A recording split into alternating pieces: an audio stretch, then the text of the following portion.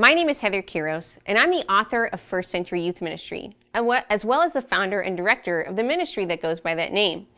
And today I want to share with you one of my absolute favorite concepts found in chapter 3 of my book, First Century Youth Ministry. It's something I call the disciples' passion, which is simply a disciple's devotion and commitment to become just like their rabbi. During my time in ministry, I had the joy of ministering to a teenager named Kendall, who shared the disciples' passion. Kendall was at the church every time the doors were open. There was a hunger inside of him that inspired me to follow Jesus with the same kind of radical obedience. I'm fairly certain that if Jesus were to show up on the scene today and go looking for disciples, he'd choose Kendall to be one of them. And that's the truth. Kendall was someone I and the other leaders saw mature in faith right before our very eyes. I watched him take courageous steps of faith as he started to overcome deep fears in his life. Not only that, but Kendall was passionate about sharing his faith with others. He took profound steps of faith because his life was fully devoted to Jesus. As Jesus traveled around the Judean countryside, he went looking for disciples, which in Hebrew are called Talmidim, which is the plural form, or Talmid, singular. The Jewish people understood that following a rabbi required a commitment that involved a person's whole being. Being a disciple meant accepting a challenge to give up everything to be just like the rabbi. Ray Vander Laan, a well-known teacher and scholar of first century Judaism, writes the following about the day-in, day-out commitment a Talmid would make to their rabbi. A Talmid followed the rabbi everywhere, often without knowing or asking where he was going.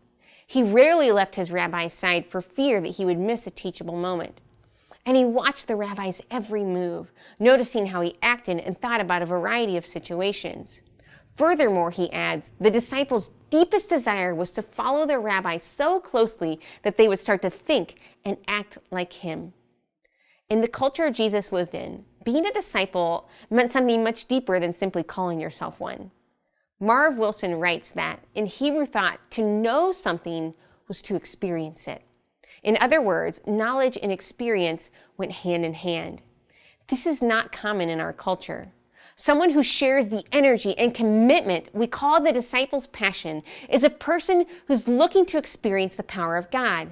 In the first century, to be a Talmid meant that your life was set apart. It meant something radical. It required not only someone's intellect, but their time, energy, and devotion. It required the disciples' passion, like what I saw in Kendall. Just as a devout Jewish person would have been devoted to the study of Torah, the following of a rabbi would have required the same type of commitment and passion. At its root, the word Talmid means pupil or learner. At the time of the first century, the word carried an implication of devotion and discipline. To call oneself a Talmid was to place oneself in a position of humility. As a student before your teacher, it was a total, all-out commitment to sacrifice your time, energy, and effort to become just like your rabbi and embody the scriptures just like them. I know you're thinking of that one student right now, the one who lives with the disciples' passion.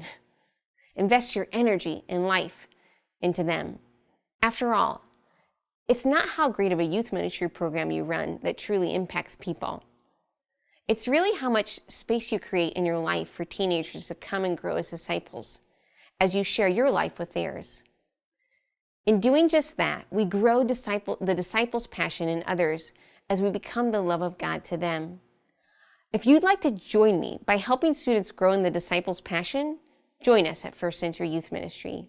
Simply follow the links provided in the description and get plugged in with our weekly podcasts, cohorts, curriculum, or buy the book First Century Youth Ministry to help people just like you become the very best disciple makers by looking back into the Jewish roots of our faith for the way forward in youth ministry discipleship.